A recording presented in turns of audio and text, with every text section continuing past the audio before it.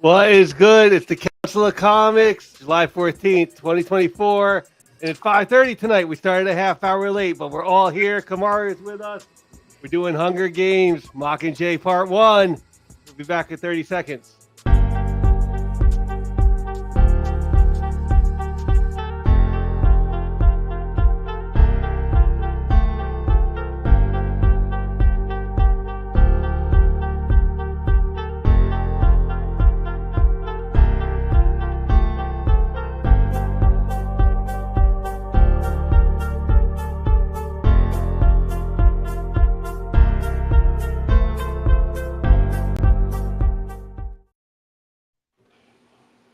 Good. What else? Oh, when she sang that song for Little Rue. Oh, yeah. We didn't get choked up at that. You know, I like you better, Effie, without all that makeup. Oh, I like you better sober. Life is like the brightest day. Where are the heroes?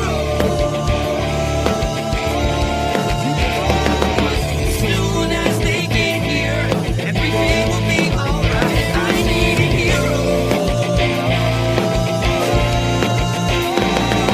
Someone, a superhuman who can come and save my life. Crisis after crisis. What is good, Council of Comics? Welcome to the Film and Box Office News Live Podcast, episode number 95, July 14th, 2024. We're already in the middle of the summer, man. This summer is just flying by. But make sure you are like and subscribe. And with me, as always, loyal counsel, C. Bizzle, Phil, Cliff, Green Shirt Guy, and of course, Kamaria Carrington. And our Mockingjay special today. How is everybody doing? Pretty well. Doing good. We want to say happy birthday to Kamaria. She had her birthday this weekend. We are the finale of the birthday. So, of course, it's only right we do Mockingjay Part 1. That's right. Mockingjay Part 1 is the movie that you should have did your homework for. And as always, I'd like to give you a chance to win a duck. So I'm going to put this question up on the screen. In what district did Katniss film her first Propo video? District 12, District 11, District 8, or District 5? You must put that in the comments section. I'll even put up a banner for you guys with the possible choices and the question.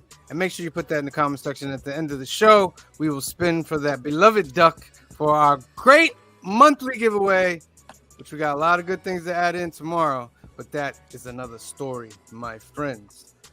All right, first up, let's get up to our announcements. Young at Heart Foundation is a great organization run by our good friend Mike out in California. Faith, trust, belief is their motto. They help kids out in California that are awaiting medical procedures.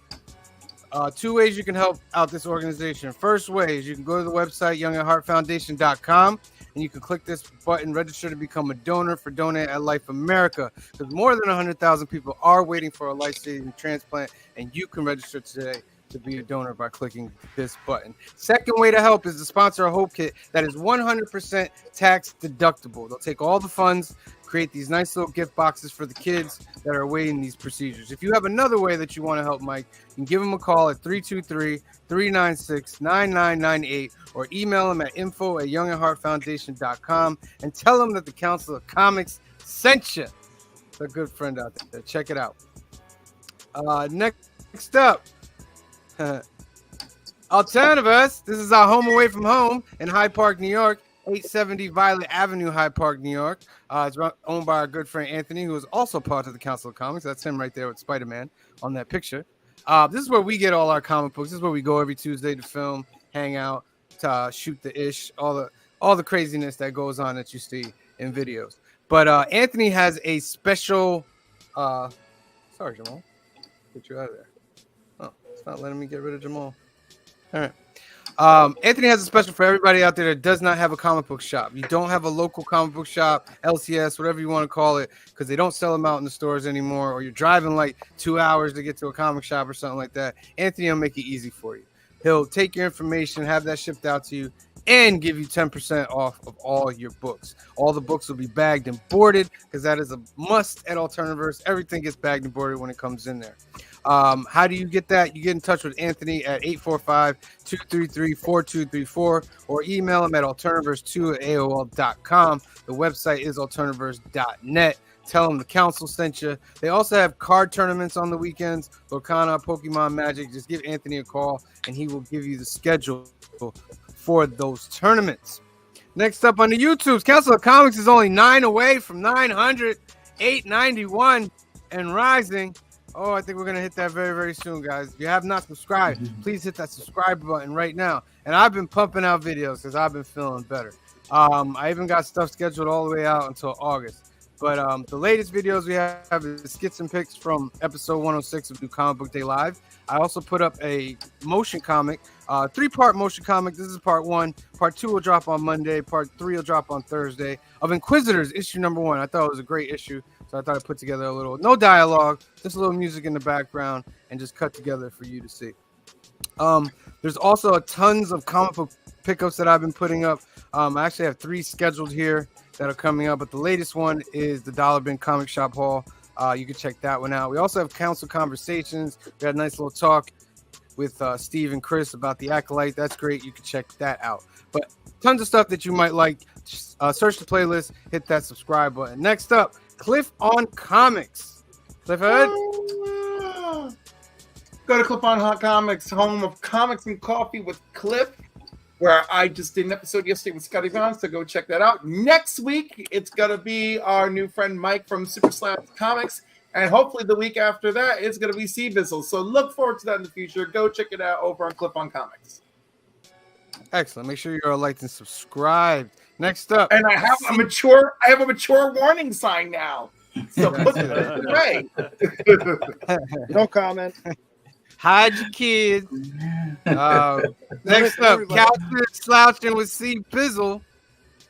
Hey guys, please come check out my stuff. Right now I'm doing a ton of unboxings. I just did an AOK last week. This Monday I'm dropping a video of what I've gotten from New Comic Book Day. I'm also working on a pretty sizable project. We must have a big project. Y'all guys know you got the Energon universe, you got the Ghost Machine universe. One universe not many people are talking about these days is the Massiverse with Radiant Black, The Dead Lucky, No One, Rogue Sun. Great books. I'm going to talk about that universe so everybody can get, more information on another universe that they may want to collect. Also, I'm here on, of course, today, Sunday, Mondays and Wednesdays with these great group of guys here. As Cliff just announced, I will be on his Coffee with Cliff in a couple of weeks. And you'll see me on there. So please sub me up and sub these guys up on their channels so we all can, get to 1,000. Indeed. Couching and Slouching with C Bizzle. Make sure you are liked and subscribed. And we are also part of this lovely Sunday legendary lineup, ladies and gentlemen, that started at 9:45 a.m. with Breakfast with Brian. Then came Comic Book Church at 10:45 a.m. Then, of course, we were a little bit late today. Sorry about that. 5 p.m. usually. And then 6 p.m. Comic Book Hangout, the Sunday Sesh. And then at 7 p.m. is Kicking It with K-Pop. 8:30 is Legion of Comics. 9 p.m. is Black Crown Comics with their weekly comic wrap-up. And then wrapping up the Sunday night lineup is Trev the Shipping Guru and Evil's Comics at 10 o'clock Eastern, 9 p.m. Central. So make sure you check out Sunday's legendary lineup. All right, we got some stuff to talk about. But I'm going to start light. I'm going to start good. I'm going to start off on a good thing. We're not going to start off crazy. We're going to start off on a good thing. Can we talk about it? Yes. Can we talk about it? Oh, yeah. I see you rubbing those hands, C Bizzle. Yes, sir. All I'm going to say is Liv Tyler actually going to be in the movie? Yes, Liv Tyler is She's coming back. We're getting Betty back? Yes. Betsy Ross returns to the world. I am excited about this movie. This movie looks very Winter Soldier-ish, which I love. Yeah. And that's one of my favorite. You know what I mean? Like, I'll go ahead. Who's gonna say something? Cliff, you gonna say something? I was gonna say it looks action packed. I have no clue what the actual plot is. That's my only concern. I don't know. What That's great though. Wouldn't you think that's great that you don't know what's going on? Yes. Normally I would, but knowing that they spent way too much money on this movie, my concerns are high. My concerns are very low. Like they spent money and reshot it and also trying to get it right. I just think. Wait, what was that green shirt guy? I said the fact that they spend a bunch of money and keep reshooting it, that means they want to get it right. They're not just satisfied with the first draft, if you will. Yeah. Some key things about this. All right, funny line. They did this in Iron Man 2 when they replaced what's his face is Rhodey. Yeah, they make a joke where it's like, "Oh, I got to get used to the way you look because you're different." So that was a funny line right there. With the mustache. Yeah. It was said that Harrison Ford didn't want to grow one, so that's why he doesn't have it. Yeah. That's very Harrison. I'm not gonna grow the damn mustache. I'll do the movie, but you can't tell me what to do. I'm waiting for him to be like, don't ask me about Hulk 23. I don't know that shit. I came from. I can tell you what, from all the shootings, the shoots that they've had, roughly, this movie is supposed to introduce adamantium into the MCU. It's via the Eternals. Via the Eternals, because Tiamat is in the he is in the trailer. You see him in there, and it's basically the world vying for it's this new resource. They don't have to all just go shoot for vibranium anymore. There's a brand new resource that they find on there. That's one part of it. Another part of it is Ross wants to get Sam Wilson to lead a new Avengers team that is government sanctioned. And the other part of it is the leader coming back from the original Incredible Hulk in the MCU. And he's involved with creating the Red Hulk, who we see at the end of the trailer. Correct. That's loosely what it is. All the other stuff, I think that's all I need to know. I don't and mind controls as well. Oh yeah, and what's his name? Truth is in Isaiah there Bradley. Well. Isaiah Bradley is in here well, which is great as well. I hope the movie opens with an Isaiah Bradley flashback. I agree. I think it's gonna. I feel like it would set the tone for the conversation that he's having with the president of how everyone looks at me as Captain America. I think if we do an opening 15 minutes with Isaiah Bradley, that would bridge the gap. Yes. 15 minutes is a long time. 11 minutes, but opening sequence with Isaiah Bradley. I agree. Or you don't, and then which is what Disney does, force you to go pay for Disney Plus so you can watch the series, which actually is really important. Yeah. If you have not watched Falcon and the Winter Soldier, you need to go watch it. It is a good series. In general, that's more faith. Everything we've said is more faith than I have in Disney at the moment, but okay. Carlos Esposito is showing up. My mom's potential boyfriend. I love it. I love it. The Thanos of motion picture has showed up, and he's added another gem to his movie. The fact that my mom has had two eye contact moments with this man in 2 countries is phenomenal. Okay, his daughter used to play lacrosse for Red Hook. So I've seen him. Wow, look at all the connections. Nice. Look at all the connections. He's rumored to be playing George Washington Bridge as a character in Marvel Comics that mostly was involved with Cable and X-Force and all that stuff. Yeah. So maybe that'll make a move over later. I could see him and Josh Brolin Cable teaming up to do something. That would be dope.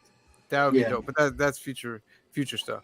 But he was only shot in the last reshoots. So they kind of scrambled to put him in the trailer, but he looks phenomenal in the trailer. He looks good. So we'll see how much he's in the movie. He doesn't have to say anything, and you get what he's thinking. Yeah. And I don't think he's a villain. I don't think he's going to be a villain. I think he's going to be a hero. Some of the rumors I've heard that his character is going to be the new head of S.H.I.E.L.D. Ooh. Okay. That's just a rumor. I just want to put that out there. All right. If that's the case, that would line him up to be more of a villain. True. We'll see. Because we know might be Homegirl would not tolerate anything less than somebody that she can manipulate and shield. And also, we got 2 Falcons in this now. But Yeah. no, Maria Hill's dead. No, Julia Louis-Dreyfus. Oh, okay. Oh, That's yeah. Because what's her name's dead. yeah. Yeah. What's this? What's the kid's There's name? Mustafa Torres. right there, Torres. Torres. Yeah. Yeah. The shot with them flying together is dope. Well, yeah. How Um, about the shot where he's flying and all of a sudden he does the Iron Man burst? Boom, right? Yeah. Like, That's dope. I'm going, that's interesting. Well, Dope. so his wings, you're gonna have 2 sets of wings. The second pair of wings are made of vibranium, Okay. so he's able to cut through. That's why if you see him cut through that plane, that's how he's able to cut through that plane because of those wings. I'm not. I mean, that's cool. I don't think I noticed that. What I'm saying is the one where you see him take off and all of a sudden he hits a higher speed and you get. Oh, the mock. Yeah, I'm like, oh, he sound wasn't able bearer. to do that before. Yeah. I feel like he could have done it. We saw lots of jet power coming out of him in Falcon and Winter Soldier. Yeah. But he Like, used might that have an jet extra power to boost, I lift don't know. that truck. Yeah. Isaiah Bradley's gonna have a huge part in this movie. Do you think we're going to see his what's his grandson? I hope so. Here's Just the 'cause thing. he from Young Avengers Here's don't why. cancel everything. If they do, it's gonna be a recast. Here's why: because the original actor that played him Mhm. got in some kind of trouble on YouTube and all that other stuff. Okay. So if he is, it's gonna be a different actor that plays him. Gotcha. Yeah. This February, I think Sam Wilson is Captain America now. And anybody out there that's like, no, he's not Captain America, needs to sit down because he's earned his stripes, my guy. I'm okay with him being Captain America, but there's in my mind there's 2 Captain Americas and they're both good for separate reasons. So he's not the only Captain America. Yeah, I would be fine if at some point they bring Steve back, but I'm okay with him as being Captain America. I thought his book was good until it got a little wonky when he was fighting snakes at one point, and then that's when I walked away from it. But the book was good before that. Oh, you talking about Sam Wilson's Captain America? Yeah. I Okay, got yeah. about 6 or 7 issues, and I'm like, nah, this is a little bit too much now. Oh, But I it was stuck with drawn it. really It was well, and pretty I good. liked the Yeah. story to that point. Yeah. The little 4 issue was that Imonen did. I'm trying to think what it was him and him and Misty fighting basically the Hydra by themselves. That was amazing.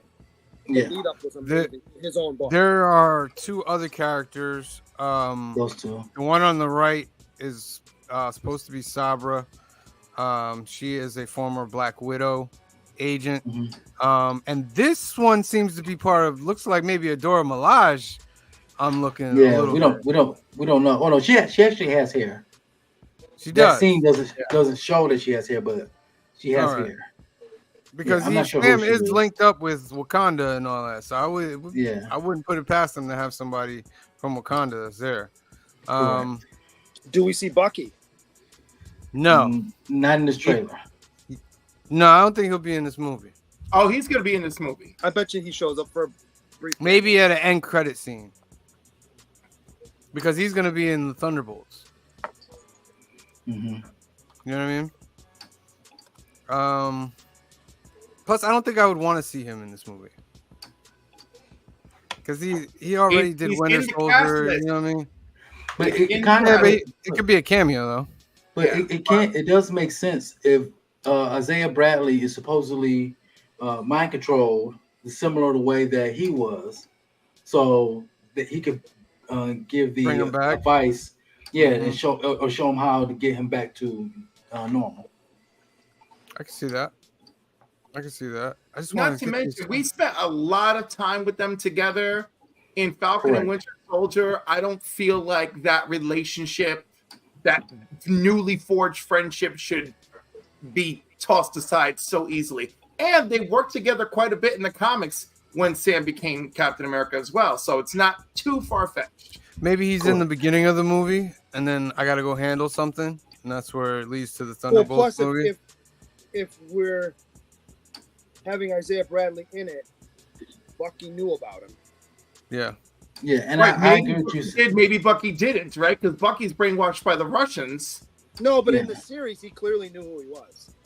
Oh yeah, well he had heard about him, so Yeah, and I agree with Sam. I feel that since Bucky's gonna be in it, somehow, some way, this gonna lead his appearance gonna lead to something about the Thunderbolts. Yeah, I feel like this and Thunderbolts are a part 1 and a part 2. Yeah, That's what I think. Because I think Ross is going to be part of that Thunderbolts thing. Because it's Thunderbolts. You know what I mean? And I dig the suit. I'm sorry. I know some people don't like it, but I like Yo, it. that suit is fire. I like this Suit suit. is fire. I like this. I I like like, this the suit. one at the end of the show too. When he Yeah. shows look at throwing the shield. Go ahead, Sam Wilson. Red Hulk is right here destroying the White House. Can we stop Yeah. with every He's time right we there. do something in Washington, we gotta destroy the White House? Yeah, Red Hulk destroying the White House right there. The most known building in the state. Yeah. They don't break the Washington Monument enough. Or the Lincoln.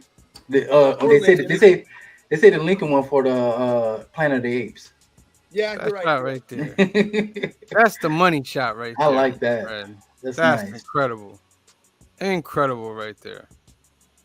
I felt a little America when I was watching this. America. When I was watching this trailer, I was like, "Oh man, is this what it feels like to be patriotic?" Well, the funny part for me was it Josh that said something in the chat? I'm like, I didn't even know it dropped. I'm like, immediately went. No, I didn't either. Until I saw him, Josh dropping in the chat. I was like, okay, I'm stopping whatever I'm doing. I was in the middle of work. 100%. 100%. I was like, I don't care what else is going on. I have to watch it now. I gotta watch And it. then I watched it twice. Yeah. These two together are gonna be ferocious, man. Yeah. Ferocious. If he I'm has, if Forrest wondering- has the vibranium wings too, oh Yeah. man. But I'm wondering because Taurus's Falcon became what? Like mutated? I want to Oh, say. in the comic? Yeah. Yeah, I don't know if they'll do that here. They're more Okay. grounded. well, Yeah, mutants. all right. Yeah, maybe he's a mutant. He could be a mutant. And then the money shot. Mr. Red This doesn't Hulk. excite me that much, but I know people freaked out. I'm like, oh, okay, cool. Yeah. I mean, it's Red Hulk. No, I know. He looks just like Red Hulk comics. So And that's we what I talked love about about this it. I wonder if I wonder if they're gonna try and pull that thing where no one knows who Red Hulk is right away. Yeah. But if you look over here, he kind of looks like Harrison Ford.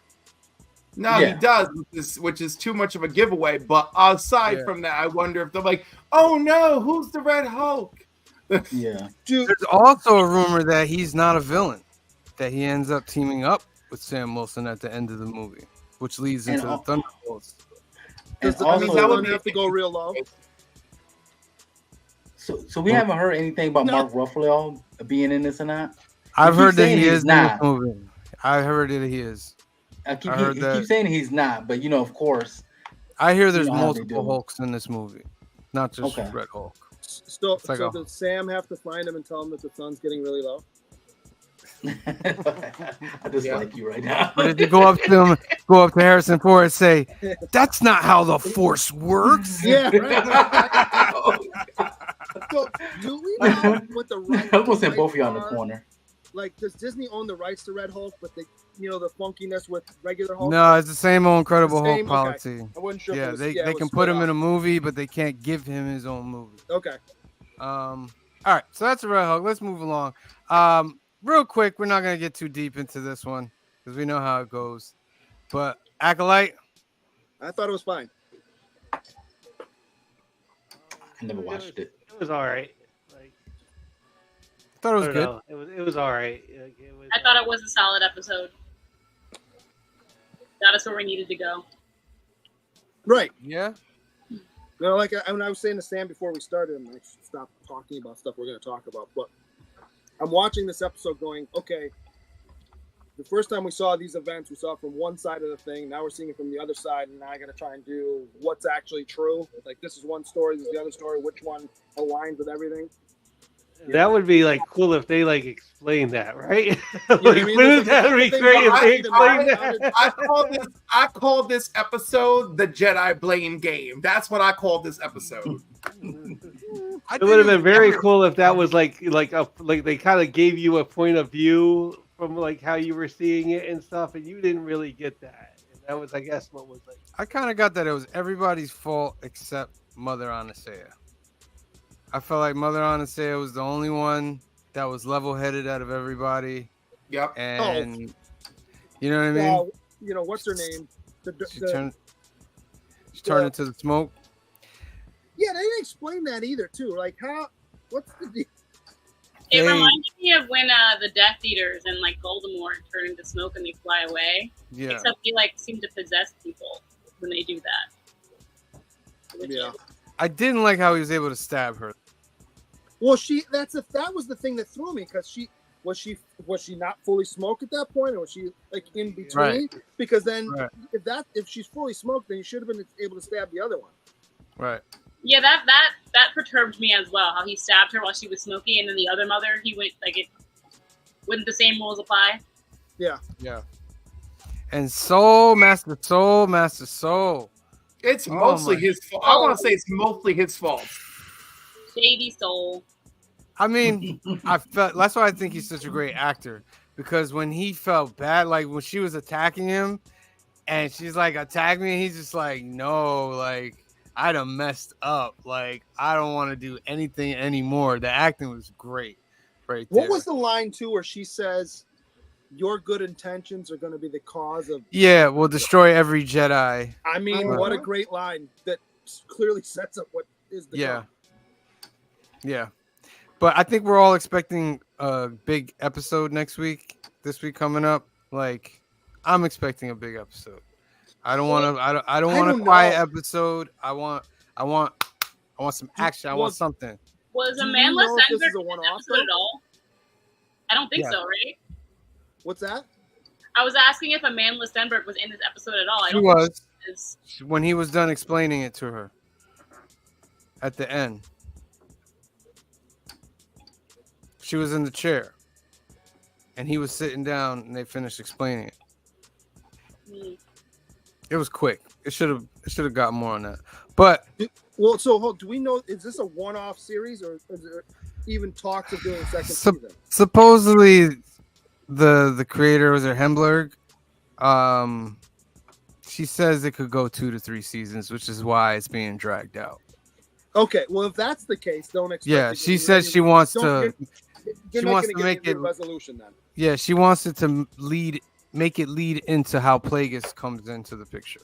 Sure. So then, yeah. Yeah. You're gonna get some teases this next week with I'm sure some kind of cliffhanger ending. Yeah. I guarantee it. And if Yeah. it's more than 45 minutes, it would be awesome. But I'm not holding my breath. It probably will be just 45 minutes. I would 40. I'm guessing. Yeah. Yeah, they haven't have they hit 40 yet? There's one or two that were like 42, 43, but Okay. All right, that's the Acolyte. Nice and sweet, ladies and gentlemen. All right, box office. Despicable Me 4. saw it. Number 1. Was it good? It was good. The last one, the way they ended it, you can tell it's gonna be the last one. You think they're gonna stop making these? Oh, The way they ended it, the last one like ever. I could see them doing offshoot movies, but the last one Minions in the and- Despicable Me title line. This is it. Oh, didn't know that. So they're probably gonna do like Minions movies too. I could see them doing Minion movies. I could see them doing Young Gru. I could see them doing stuff like that. But the way this ended, I'd be shocked if they made another Despicable Me 5. Okay. Long Legs. I don't know what this is. So it's a horror It's a movie horror movie. with Nicolas Cage. Nick Cage. It's a little boring, very occult, supernatural, serial killer situation. It's not a bad watch, but it's not my super high recommend, but if you like 1970s FBI agent, but it's really a supernatural, freaking supernatural murderous plot with some creature being like manipulated to perform these killings, go for it. Would you, Cliff? Would you compare this to that one movie, Follow Me?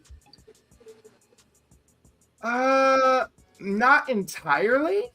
Mm-hmm. You know, like just slightly thematically, where like you got something serious going on, but they're like, oh shit, it's actually evil. It's actually evil magic at work. Is it evil forces? Is it Wicker Man? No. Okay. Because my fiance wants to see this, so I might take her to see this. Well, does she like satanic forces, a splash of voodoo, and a crazy ass Nick Cage? Then she'll love it.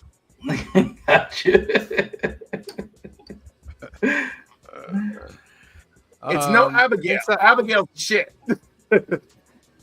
Inside Out 2 and number 3 still pulling in money. Inside Out 2 is crushing everything. What's its total now? It's got over 1.2. Right? 1.35. Nice. Look at that. In 5 weeks. Yeah. Quiet Place Day 1 brought in 11 million, but got taken out of 310 theaters. Fly Me to the Moon debuted 10 million. Yeah. That's a wait till it's on Netflix movie for me. Is that a Scarlett Johansson and Channing Tatum, yeah. Bad Boys is still in the top 10 at number 6. Ride or Die made 4 million, but also dropped from 444 screens. Because of generic villain. Horizon American Saga came in at number 7. Maxine came in at number 8. The Sound of Hope, the story of Possum Trot, came in at about 1.3 million, number 9. And The Lion King re-release makes the top 10. Does it show you the all-time money it make, or just? No, just that one. Okay. This doesn't make sense. They should show you that. Yeah, they should. No, because I think such a late re-release. But wait, I think I can. I think. No. I mean, they should have it as a separate category for re-releases, but they really should, because that shit was not fair with Avatar. Oh, my movie's 10 years old and Marvel's taking the top place. Let me re-release it. Right. I was like, no, James Cameron, no. These are not the rules. These should not be the rules. So, wait, didn't they add 4 minutes to Avengers because of that? 100%. Yeah.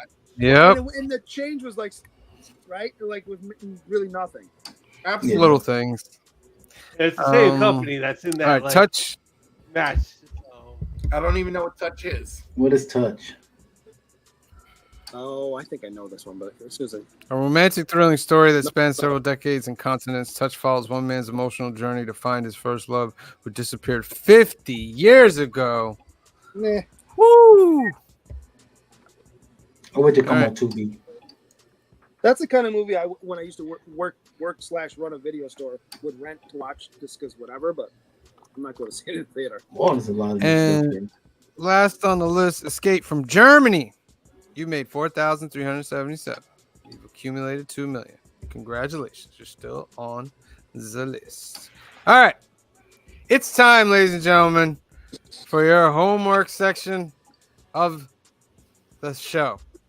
Your homework was Mockingjay Part 1. This is Francis Lawrence. Is he related to Jennifer Lawrence? No? Okay. Josh Hutcherson, Liam Hemsworth, even though Josh Hutcherson's not really too much in them. True. He's a major character. He makes it here. Yeah. Look, he got signed them big checks. That's what really matters. Also true. So this. No, go ahead, Steve Bizzle. I just want to say this one thing, and this may be so superficial, and I do apologize to everybody that's watching. Liam Hemsworth. Every time I get an up close of his face, I swear I could be wrong. He has a lazy eye. Kind of. Maybe. Okay. That's not my problem with him, but okay. It's just me. That was just me. I was watching. I said, "Why is he looking at me, or he's looking over there and at me?" Well, But that also, was just me. I also wish he was a better performer. That would also have helped. Yes, thank you. That's my problem with him. He could. Let me tell you, I was like, Gail, be gone with the wind. I'm like, I can't with you. I mean, like, if Ben Kingsley was doing that role and his eyes were doing this, I wouldn't care. You know what I mean? Like, I agree with his performance. Like that one scene where he was describing all those people that got firebombed. yeah.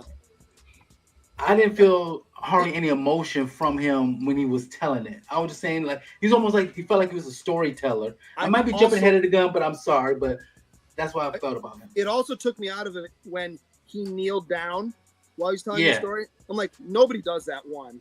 And it looks so staged to be thematic because everybody else is standing up behind him. I'm like, come on. Yeah.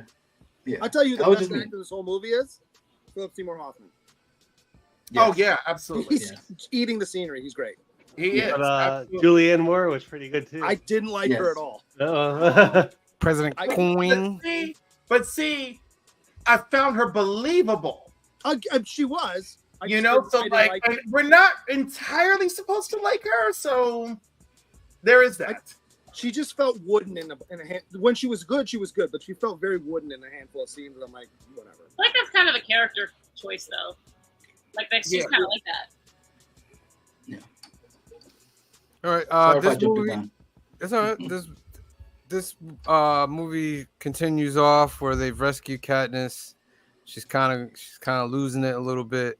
But they reveal to her that they want her to be the Mockingjay, and they want her to film propaganda videos and all this other stuff.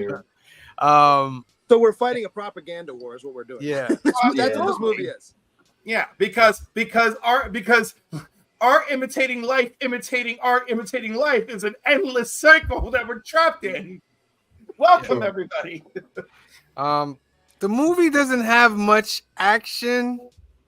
Me and Kamari were talking about it. It's a very filler movie, and we were like, "Well, how long are the books?"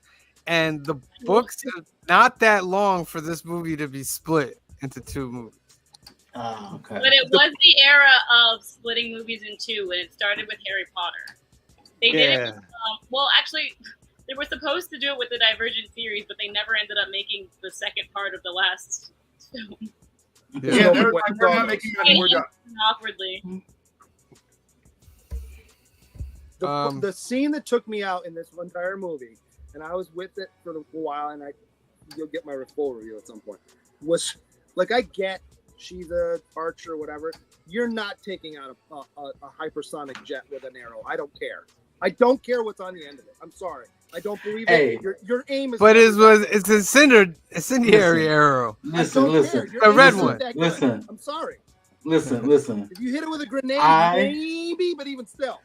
I 100% agree with Green Shirt Guy. When I saw that scene, I was like, "Hey, hold up!" Coming too. That's the sad part. The explosives are basically arrow-tipped grenades. It works. Come on. They need to get Hawkeye some of those arrows. I was gonna say, right? I was like, we got that's what it is.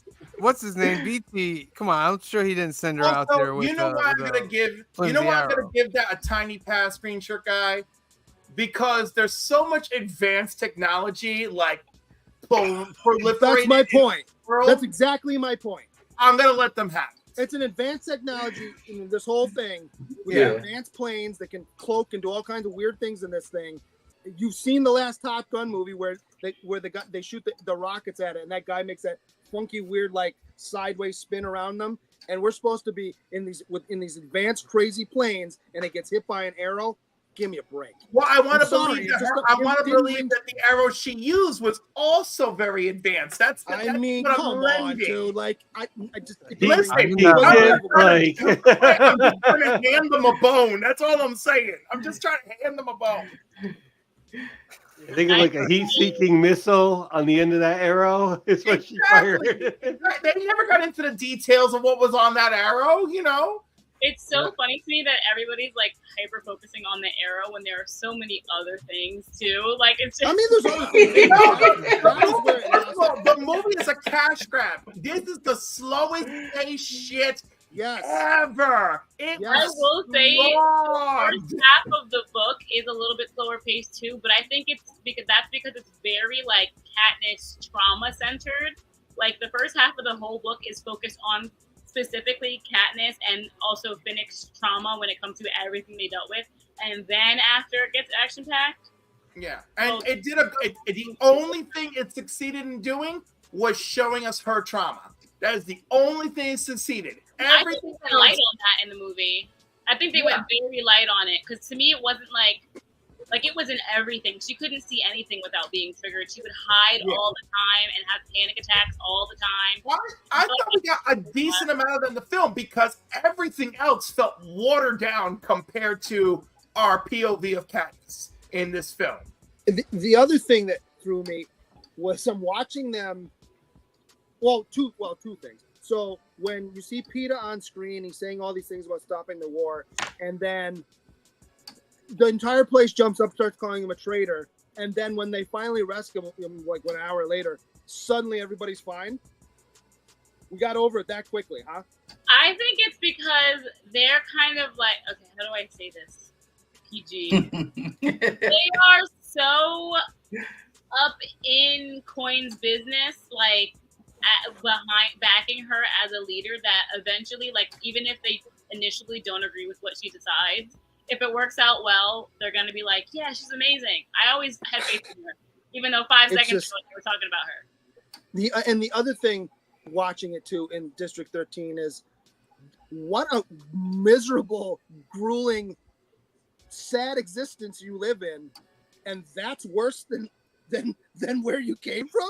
Like, well, there is no more where they came which from. one's both bad? I'd say it's better because District 12 is all rubble and dead bodies now. So. Okay, but yeah, I almost would rather be dead than live in this existence where I still don't get to make my own choices. Yeah, but they're fighting for a cause, though. You know what I mean? They're all fighting for. Yeah, pretty much. Yeah, everybody's working for the same. Okay, end. so they're all fighting for a cause, but when she's making that speech about, before she basically tells them that Katniss is going to become the Mockingjay, we've made agreements, blah blah. She says, I can't remember the exact wording, something along the lines of, "Thank you for coming. We've adjusted your work schedule for the day, so you can take off this 30 seconds to listen to me speak." So you still have to go back and make your quota for whatever nonsense we do in this district, because they still haven't shown you. But 20 seconds, we're going to allow you not to work so you can come listen to me talk. I think that's part of the movie, though. We'll get into that in the second movie, but I think it's printed on their arm every day. They get like a schedule of like what the specific jobs they have to do, and they have to follow it to a T to help District 13 run, so that they can then run the rebellion. Yeah. But they don't really, because they're not providing. It's not like they're providing for any outsiders or for the other districts. They're providing to stay alive. So that's why they're all on board. But again, the movie does not do this for us the way the book does. Yeah. Also, the first half of the book was a lot about Katniss too, not just her trauma, but like her trying to train to become a soldier, because they just kind of allow her to do everything and to like go out into the field. But in the book, they made her train for it and said, "You're a civilian. You went into the Hunger Games, yeah, but that was like pure survival instincts. You have no training. You cannot go and join this war without training." And a good portion of the book is her trying to pass all of their training tests in a short amount of time so that she. Here's the thing. That might work in a book, but it wouldn't even matter in this movie, because she's surrounded by like 6 or 7 people that are there to basically keep her alive. So let's be honest here. They sent her out so that she would be in the war to get her emotions up so she could make her videos, and it just was it. I don't know. I'm curious to know, because it doesn't seem like when she gets there that Gale and everybody else from District 12 was there that long. So did he not go through the training that she was supposed to go through, or was he just allowed to? Maybe he didn't need to. Or did he go through the training earlier because, of course, he was in on this earlier? He wasn't. He didn't know about the rebellion until they got taken to District 13 and they made it there. Woody Harrelson's good in this movie too. Again, Because remember when he was like, that's when I knew when the guys were getting into the trucks. He was like, that's when I knew something was happening. Which has got to be terrifying. All the law enforcement in your town is leaving, and like all at once. And you're in your house, and you're like, wait a minute. Like that's gotta be terrifying. It just reminded me of the movie Outbreak. Oh yeah. Remember in Outbreak how the army's all leaving because they're gonna bomb the city? Yeah. Terrifying. What else happened in this movie? Where like that district climbed up those trees and bombed those, like grenade bombed those. Oh yeah. That was like. Yeah. That was giving me Lucy Gray feels with when they And climbed then up the other tree. one where they bombed the the dam and they're getting shot up. Yeah. Like Oh, the song is phenomenal, by the way. Yeah. Yeah. The song Fire. is. Oh my goodness. Fire. Like just you could sing that song like all the time, and then when they go bomb the bridge and they're saying, yeah. I'm like, yeah. Question. I mean, is one of the actors Foggy Nelson from Daredevil? Yes. Yeah, the one that not doesn't the speak. tongue, yeah. The cameraman guy that doesn't speak. Oh And my their names are God. Castor and How did Pollux. I not notice that? That's Foggy. How about That's the Foggy Nelson. How about did anyone notice Homegirl from Fallout and Just Like That and Mississippi Masala? I was like, oh, shit. Somebody help me out. Ooh.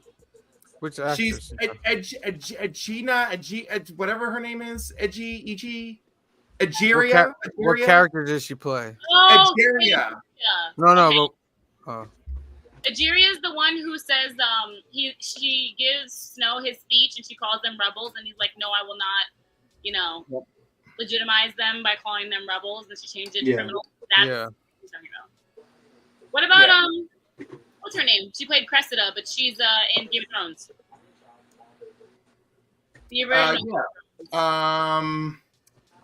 What? the camera director, the director lady. Yeah. She's the one that marries Something else. she she's the one that marries the brother. There's the three brothers. They're trying to take the throne. She marries the gay one. Gwendolyn Christie. Natalie. Yeah. I can't remember his name though in Game of Thrones. But Yeah, his name is Natalie Dormer. We also I'm had thinking about not Joffrey. It's the other. What's his name? No, Joffrey is Robert's son. It's Robert's brother. You guys remember? There's the three brothers. The one, and she marries there's the tall, skinny one that gets with the red witch, and she marries the other one, and I can't remember his name for the life of me. we also got the future Blade in there too. Yes. Mahershala. I love him. 5 minutes. Yeah. Yep. One of my favorites. When I tell you, and Boggs as well in the books was one of my favorite characters. So when I found out Mahershala Ali was playing him, I was like, perfect. He doesn't get a lot of shine in this movie, though. I don't think. Yeah. What you're playing right now, Sam, is probably one of the few action scenes you got. Mm-hmm. Yeah, I think it's bombing. Like they were the bombing of the hospital. Yeah. What did you guys think of the scene where they're trying to film the propo in the studio? Oh, that was horrible. Again, just another way to highlight Philip Seymour Hoffman. So it was great. Yeah. It was giving like every acting teacher I've ever had that is just frustrated. I thought it was a bit much though that she was messing it up. Then all of a sudden he just yells at her out of nowhere, like, "You're on the battleground." I was like, "Whoa, you haven't yelled one time since we met you." Oh, and when Woody Harrelson comes in, it's like that's where a revolution dies. It's so great. Yeah. Katniss also responds to like high anxiety situations well, clearly. So maybe him yelling at her kind of like made her, oh yeah, right, this is serious. Like the action sequence where they go in to get the victors, and it's like a Rainbow Six style mission. Yeah, it was cool. Yeah, I will give them credit in this scene though. They set the scene perfect because you're going in, and everything's red. All their Mhm. night vision is red. I'm like, you know, this is going bad quick. And Dara's Mhm. watching with me. She said, why do you say that? I'm like, because it's red. She goes, but it's night vision. I said, they could have chosen any color. They went with red to let you know it's Green. about to go bad. Yep. Because Yeah. normally with night vision is green. Or like a really hazy blue. Correct. Yeah. And I gotta give the best acting portion of this movie is at the end of this movie when they can't pan around and you see Peter after being rescued, the look on his face, the way I was like, that man is the best actor in this movie right now. That is the best acting shot. And then when he ran at her to like kill her, and like when you look at it, he really grabs her and like throws her on the table and everything. He whoops her up, man. Yeah, and I was like, Yeah. yo, that was frightening. And then at the last shot where she's walking and the window's getting closer and closer, and then he's just like trying to get out of the bed, like no. I was like, oh, that made me want part 2. I was like, okay, I want part 2. That right there, that saved it for me because that was frightening. Peter looked frightening. They must have tortured the crap out of him. Was that they, before that they explained that he'd been fear, venom, not whatever. Tracker Jacker venom. Right, but they messed with his mind with fear, and they weren't sure if they're going to get it out. So you fix that by putting a guy in a padded cell who's already freaking out. Yeah, Yeah. I see where that. I know. Did they mention this in the? I think they mentioned it in the. Did they even say this? I don't know. Him and Joanna's cells were next to each other, so they could hear each other being tortured, which is why like they come out so messed up. Also, I would like to point out, completely unrelated, everybody in the scene where they're all reunited. So Johanna is there, Katniss goes to see PETA, and then Annie sees Finnick, and all of them are like ripping out their IVs and running to people. Yeah. I'm like, It's all good. so bad. Like, that's not just so bad. Why do they do that in That's what took you out of it? No, but it just bothers me because I've had an IV before. So I'm like, Same. so bad. Everything's out. It bothers me. That's my one gripe. I mean, I have many more. See, I have the lazy eye. Green Sugar got the arrow, and she has the IV. The IV. I loved Snow's moment when he's talking with Katniss. That part was cool. Yeah, and he's just like, it's the things that we love. What was it? The things we love the most that destroy us. Yeah. Basically telling Do you not her, think like, that I know that they're there? yeah, I was like, ah, this son of a bitch. Then she's like, oh, did I kill them both? I'm like, maybe you should already be thinking of something else.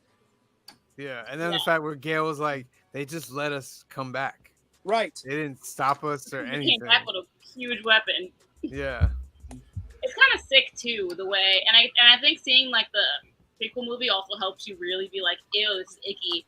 Watching and listening to the way Snow is talking to Katniss in that interaction and how smug and satisfied he is, knowing that he's torturing a teenage girl and has tortured a teenage boy and is sending said tortured teenage boy back to kill teenage girl. Like, that is sick. We're talking about an individual who hosts people killing each other yearly to be used as propaganda after. Like, torturing a child is nothing. When he bombs them and then he like Right. drops the roses, like just like a whole layer of roses, like. But I feel like until maybe like Catching Fire, you can just see him as a guy who's not fighting a system he was born into. He's perpetuating a system that was already in place. But in here, I feel like you really see that he's enjoying actively taking a part in the system. Well, I feel like based on, I mean, again, I haven't read the books. The speech that Finnick gives, while he's they're basically trying to, look over here while we do something else with the dam, where he talks about the whole thing about the way Snow took over was he poisoned everybody and poisoned himself, but had the antidote. Yeah, you're in on it the whole time. You're not a good guy. You took power in a really messed up way. You just happen to live, but you have scars from it. Is that what it is? Like, he poisoned everybody? That's how he got poisoned the the whole sword? council.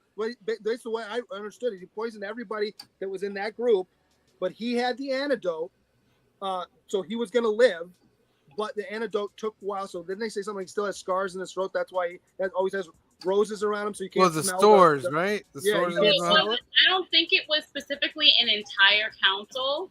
It was Enough like to Tim whoever take was over, though. opposing him specifically. So it's not everybody. It's just whoever opposes him, he uses poison. Okay. Which has got okay. So another thing that I'm like, is this not that important? No. But like Snow has a granddaughter, which means at one point he had a child with someone, or maybe had a wife. You mean to tell me somebody was kissing on mouth sores and bloody mouths? Yeah, but you don't know if that wasn't from before, though. How long has he had the sword? And we're talking about a guy that you don't think can, with all of the nastiness we're talking about, who also used Finnick as a prostitute, apparently, because he says that this guy wouldn't force himself on a woman and then take the child and raise it. I didn't even think about that. Yeah. I'm not saying I'm saying that this is a bad man. So for it's wild to me that you're like, well, I can't believe you would do this. I'm like, he's clearly done some messed up stuff. No. I can believe he would do it. I'm not saying that anything he did is beyond belief. I'm saying it's just really sick, and you really get to see how 100% really sick he is in this movie, because he's very much enjoying it. Before, it seemed like he kind of liked Katniss, and he was like trying to at least maybe not have to kill her. But then I think he was using her because he felt he could use her later. She's popular, so if I get her and I can use her as a tool later. What do you mean, from like the first movie? From the get-go, yeah. He realized that she had the it. I thought he was trying to kill her from the jump. Because remember he was like, the spark. He's like, I don't like it. Put it out. And he kept warning the game master about it. And he's like, put it out. Put it out. Yeah, and that was the reason. Contain it. I don't like the underdog. Yeah, you didn't like the underdog. He could have. I see. And there's also a line. I don't remember what movie it is. If it's this one or the one before. But Finnick says to her, "You would have made out like a bandit in the Capitol." Right. He may have been intending to use her in that way as well. Yeah. How about too that they make a big stink about this new costume of hers? It's supposed to be the most beautiful thing, and then it's all black and just one tone. Like what? Right. The designs that you see that were drawn are gorgeous, but then what she's actually wearing is really nothing. Nothing at all. I will say I prefer the black pin though. The black pin is dope. The black pin was dope. All right, let's get our numbers on the movie, ladies and gentlemen. Start with green shirt guy. Okay, don't hate me. I know it's your birthday. I thought this movie was really boring and really slow. It had a couple okay moments. There was a lot of things I was like, "What is this?" Woody Harrelson was good. Philip Seymour Hoffman was good. A lot of the other performances I felt were really uninspired. I didn't really feel for a lot of the characters, so I'm being generous and I'm going to give it a 7. Okay. As you. Okay. Cliff. Oh my God! Like, the movie was a slog. Those performances that Green Shirt guy mentioned, good.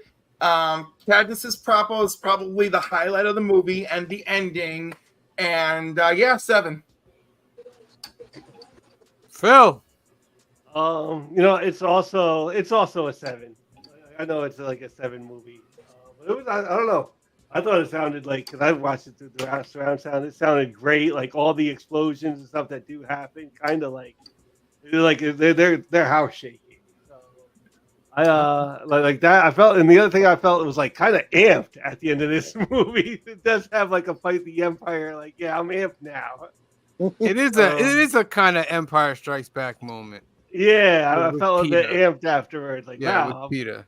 Yeah, 7. It's definitely like a 7. Yeah. All right. See Bizzle. Hear me out.